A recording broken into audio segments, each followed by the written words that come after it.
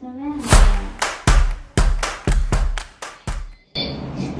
your work first, then the world is yours. Good morning, beautiful Sunday and wonderful audience. Welcome to my success channel. I am the most honest expert Julia.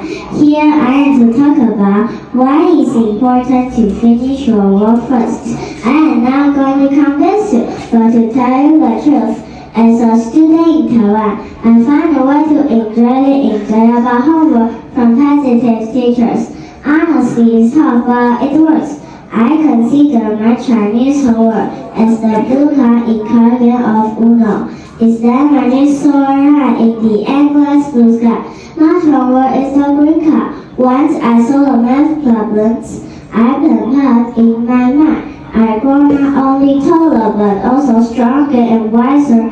Yellow card symbolizing the sunshine. It draws on my difficult times. Finally, here comes my passionate color red. I feel powerful when I wear it. Most understood teacher, the lure of playing Uno is my spirit, and it is also my recipe for success.